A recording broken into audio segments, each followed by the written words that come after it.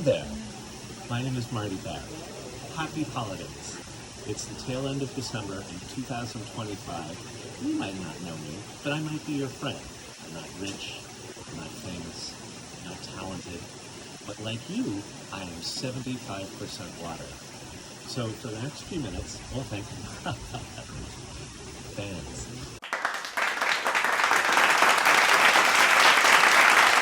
We're going to spend a little time getting to know each other through song and poetry and whimsy and probably ritual sacrifice. So, happy holidays.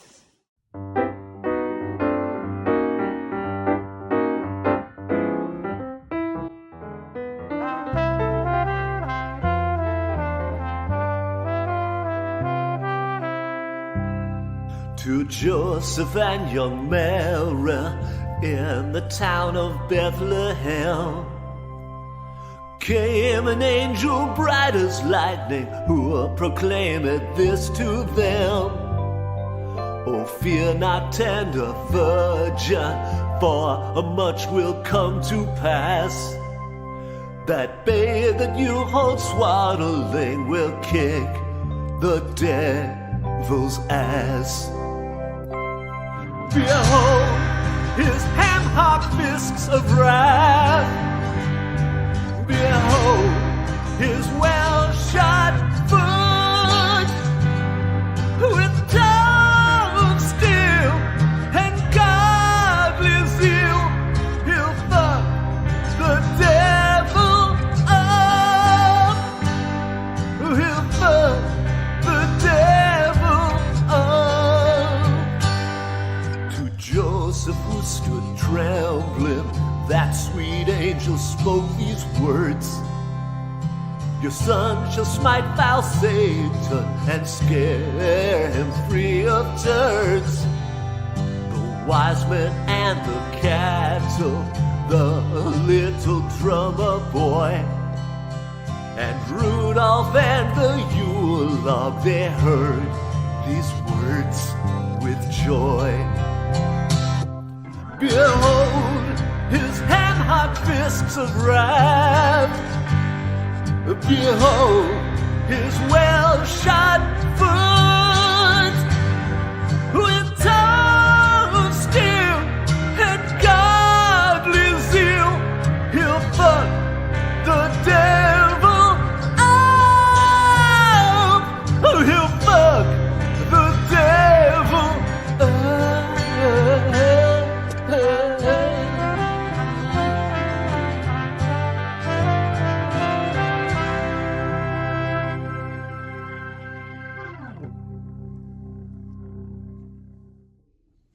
Hello. In this most liminal time of the year, when we don't even know what day it is, when holidays collide, I think it's best on this very day to read this wonderful ecumenical holiday story. If you get bored in the next 10 minutes or so, you can count the number of cars that go by. There's hardly anyone out on the road.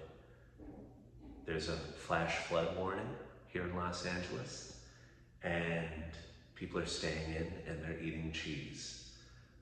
I want you to think about that as I read The Little Drummer Boy's Boxing Day Miracle.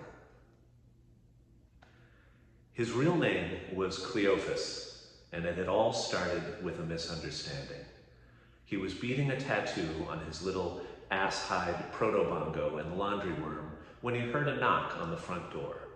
His father, the innkeeper at the Bethlehem Pine Super 8 to celebrate the rededication of the Second Temple, rushed to answer. Business, which should have been great due to the census, was depressingly slow. Still, there was something about the 15-year-old girl on the donkey and the sheepish look of her husband, who kept saying she was a virgin, that gave his father pause. If she's a virgin, Cleophas's dad said, then I'm the Messiah. His father didn't like the way the couple giggled at this and sent the two on their way, saying he'd rather see them sleep in a stable what with their long hair and teen pregnancy.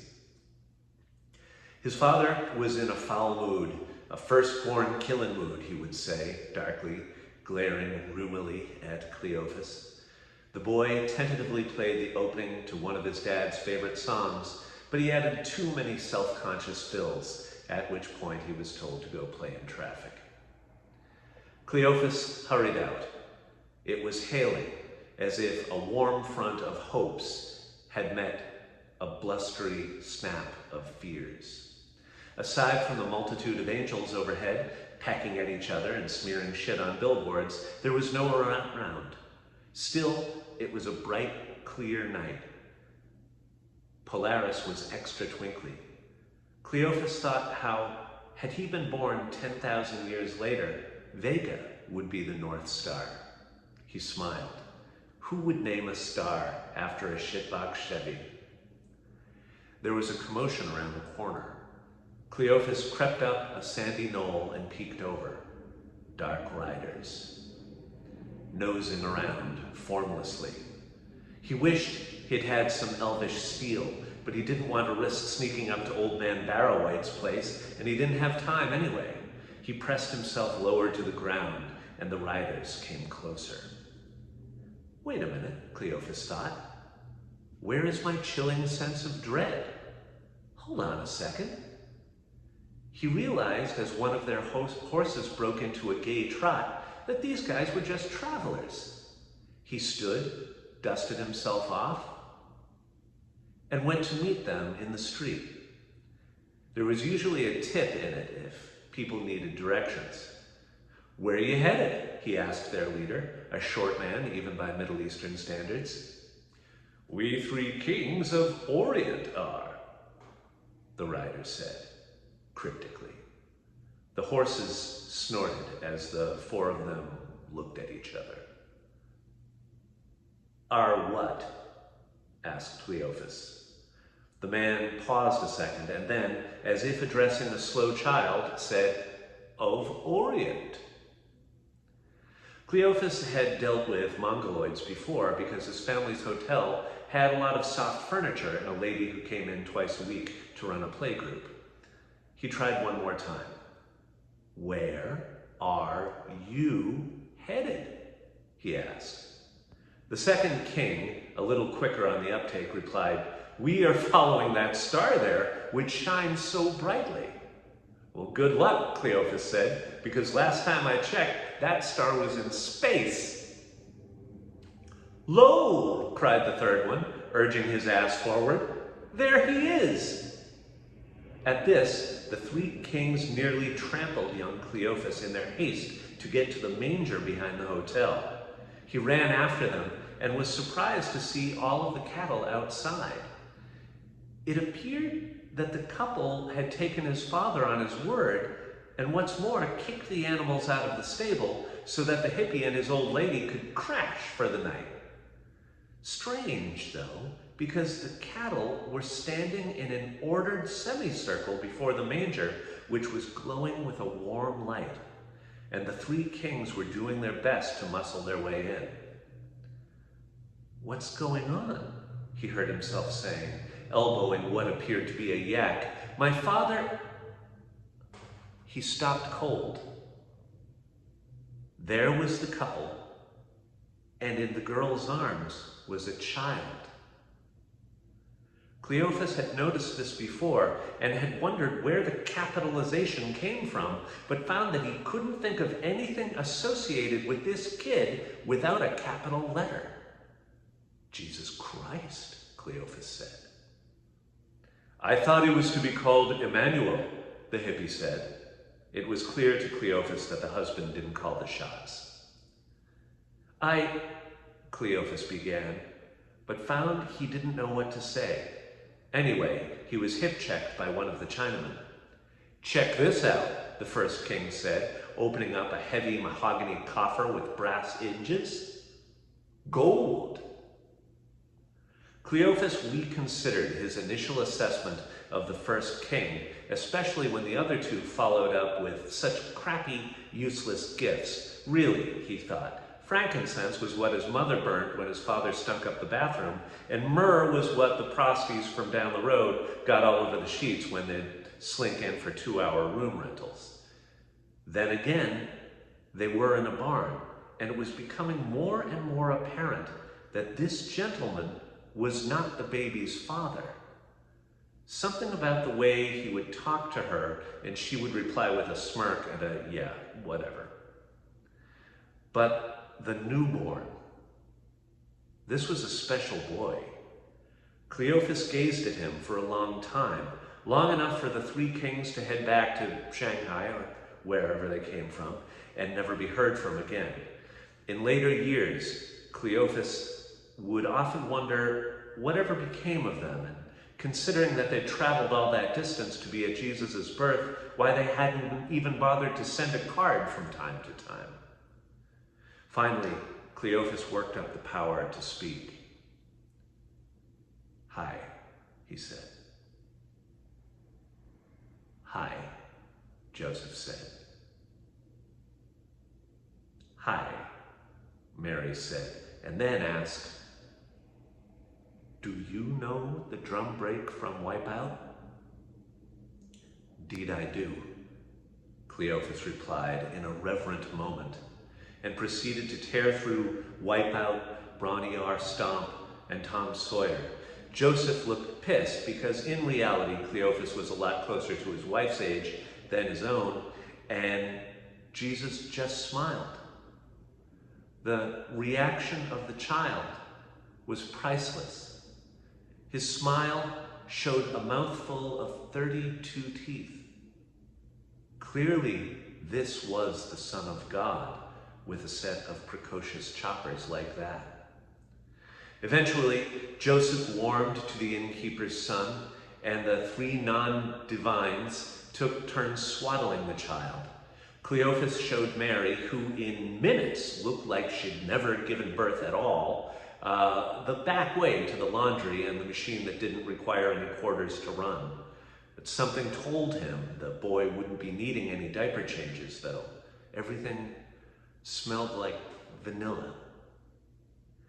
Something also told him that it was now his destiny to exit gracefully from the story, which he did. Cleophas returned to the inn, where he wordlessly picked up a mop and took care of the downstairs. His father gave him a look. The next morning, Cleophas whipped up some eggs for everyone. Nothing special, but he added some chopped up vegetables and a little bit of ham, with the smallest amount of salt. It was delicious. His father smiled at his mother, who at first flinched when he squeezed her hand, but soon realized she had nothing to worry about, and never would again. A few weeks later, his father took him out to the manger. There, approximately where he had first seen the child, his father had rigged him up a makeshift drum kit with lambskin pulled taut over several sizes of earthenware bowls. Cleophas didn't know what to say. Every now and then, he'd get together with the night wind and the shepherd boy. But over the years, the two of them began increasingly hearing fucked up things, and Cleophas would just stay home in a melancholy mood and listen to a lot of Windham Hill and Mannheim steamroller stuff on his headphones. He needed a break from the hopes and fears of all the years. He couldn't forget about the boy, though, and was often sad around this time of year, depressed that fewer and fewer people seemed to get it. He wondered if he himself got it, if he wasn't himself a fragment of someone's imagination.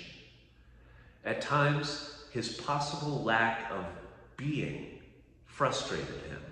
At other times, he reassured himself with, well, if I am not, then somebody else will have to handle these dishes.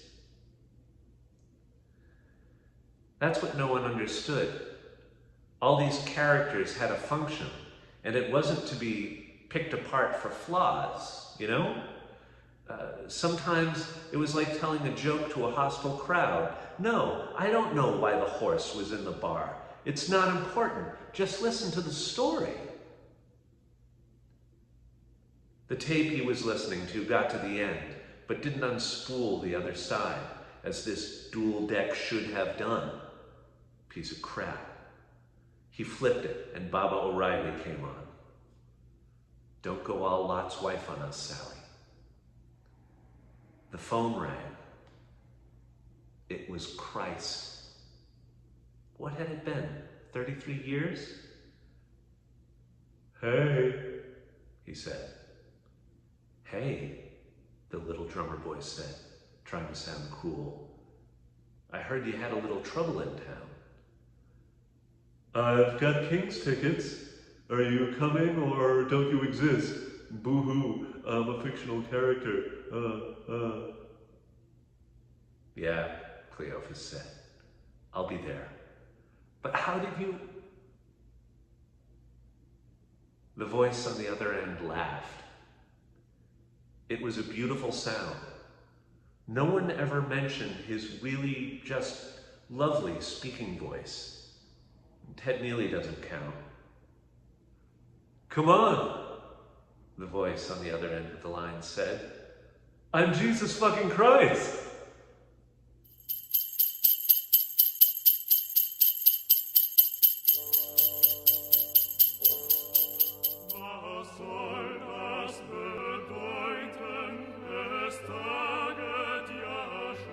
Oh, that's a beautiful song, Marisol. What does it mean? It's a German Weltschmerz carol. It says each of us dies alone, sometimes painfully. It's nice. Good night, Marisol. Night, Dad. Good night, Harrison. Good night, Father. We'll wake up nice and early tomorrow to open presents. I hope Santa doesn't get lost on the way to our house. Yeah, I hope the reindeer find us okay.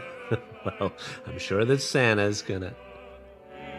Hey, wait a minute. What? What troubles you, Father? Are you two saying you still believe in Santa? How did I miss this? Well, maybe a little, For but... how long? Centons, for an age of men. We've been worshiping him in secret. Come on, kids. This is weird. You know that Santa isn't real. He's a myth people created to make the winter months more festive.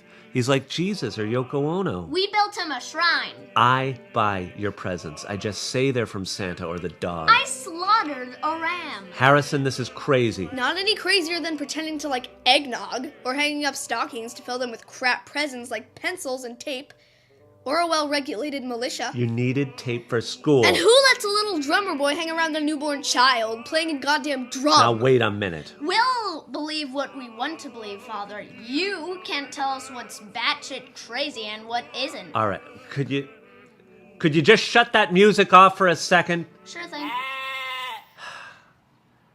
All right, so tell me what it is you believe about Santa.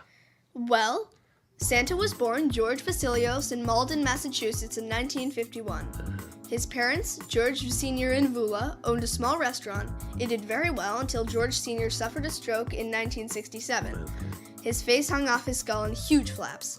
No one came to the restaurant after that. Because of flaps. George Jr. attended Providence College and then Arizona State University. He found work as an assistant game warden and liked scratch tickets, but never won anything.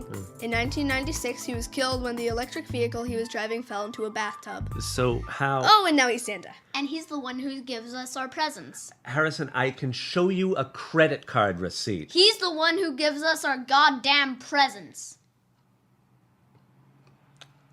All right, fine. Is there anything else you believe? Angels are real. I slaughtered a ram. Good night, children. Night, Dad. Shut the goddamn door.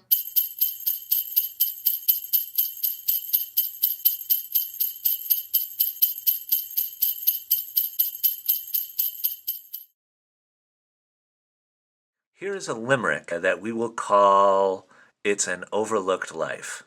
The granting of wings can't erase the bloodbath of George Bailey's face.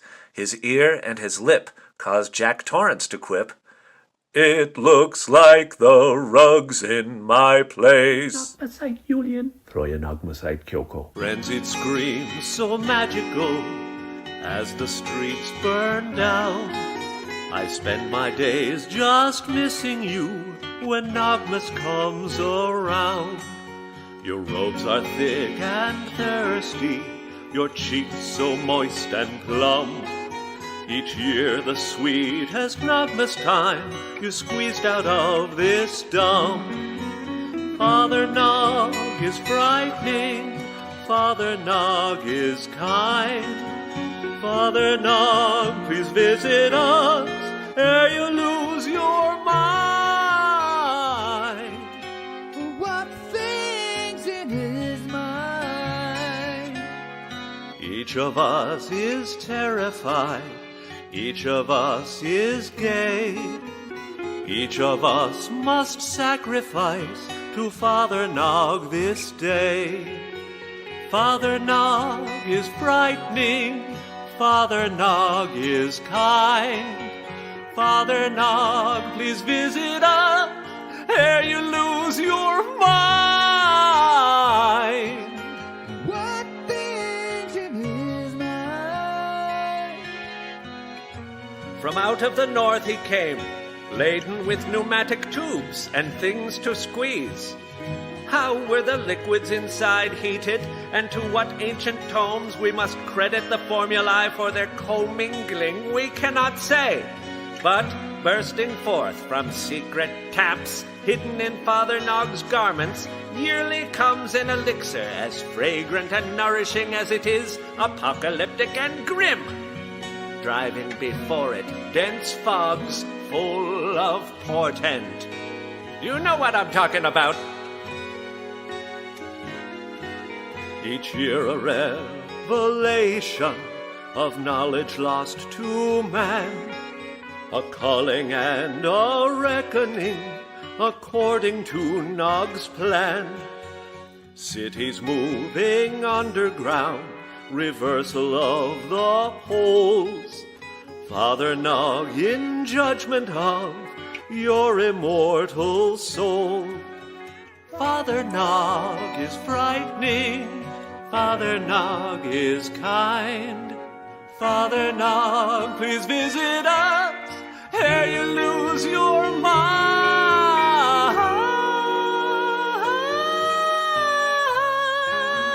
What things in his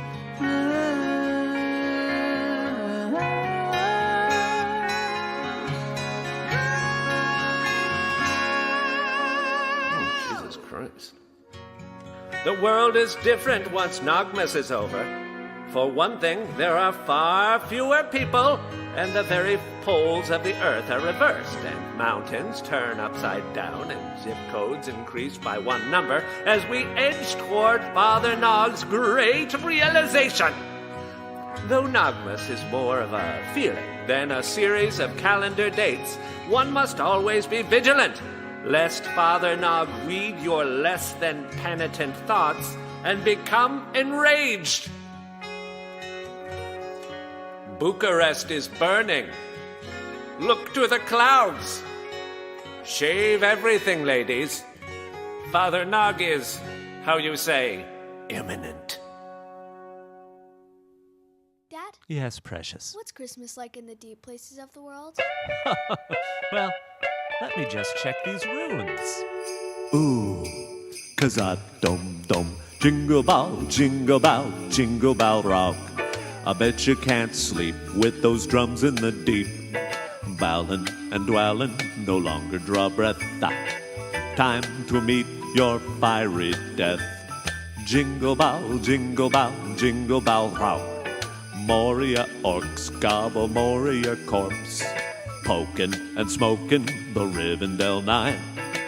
Down in the mithril mine, you're gonna die, fools, if you don't fly, fools. They thought Gandalf was fried, but have no fear for Mithrandir. His mood is ruin on the mountainside. Make a whole cavey troll handle your shit. See what we did to Smaug.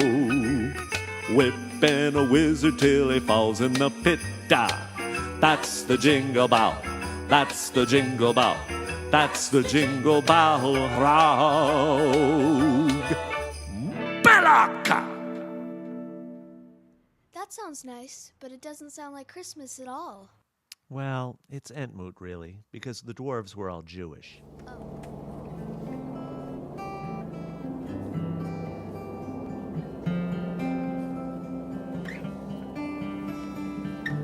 Santa's in a scary place, that it goes from time to time. It's not that he don't love you, girl, it's just he can't stop crying. Santa had some plans fall through as regards his wife. Now he's sleeping in another room. He wants to take his life. So Christmas time is canceled, 'cause Santa wants to die. It's written in the snowbanks, the prophecy is nigh.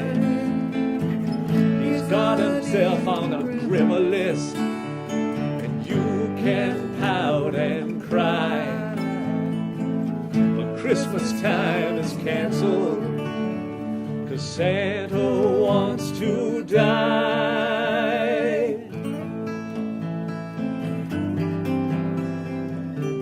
I ain't joking, woman. I got to ramble. Sometimes the feeling passes, but this time it has stayed. He's feeling kinda hopeless, he's lonely and betrayed.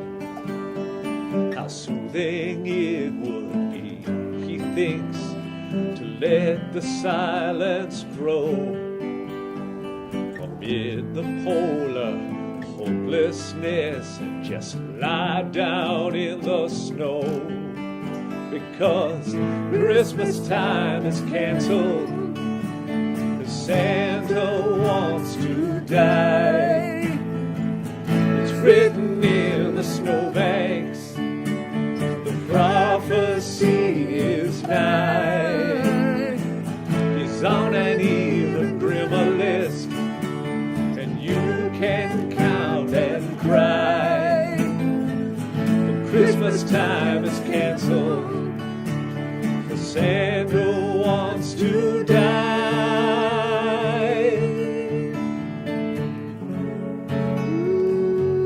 Hey yo, Merry Christmas, baby. You and me, we used to go around the world in one night. I'd hang you up by the manger with care. What up, Comet? Interspecies hullabaloo in the snow, you know? Down the chimney you go. Ho, ho, ho. Shalom. Gang. Tom Michelle. How can he go on living as that light-hearted jolly yo, when he believes in nothing, least of all himself?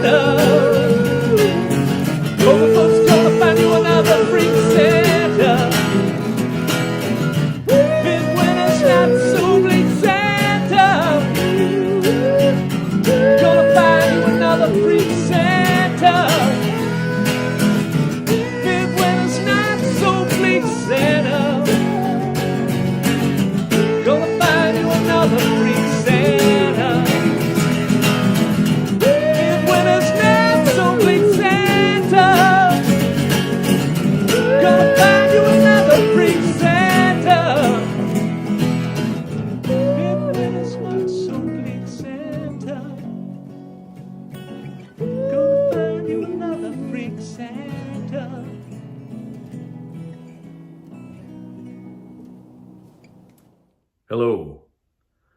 When I was a little boy of about 3 or 4 years old, my mama would have me sing this song whenever kin or church folk came by to fill up those empty chairs in my parlor. Now, my mama thought it was a religious song, and you might too if you worship larks. When you walk through a storm, hold your head up high, and don't be afraid of the dark. Don't be afraid, Mama.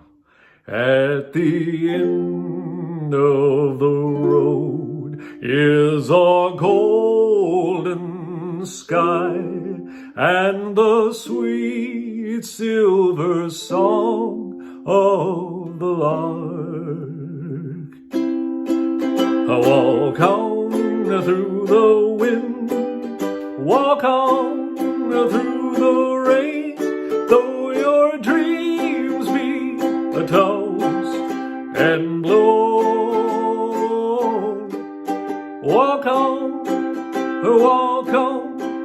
with hope in your heart, and you'll never walk alone.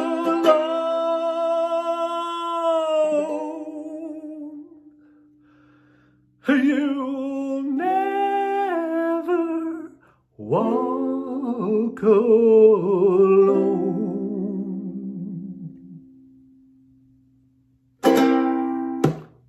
Spay your pets.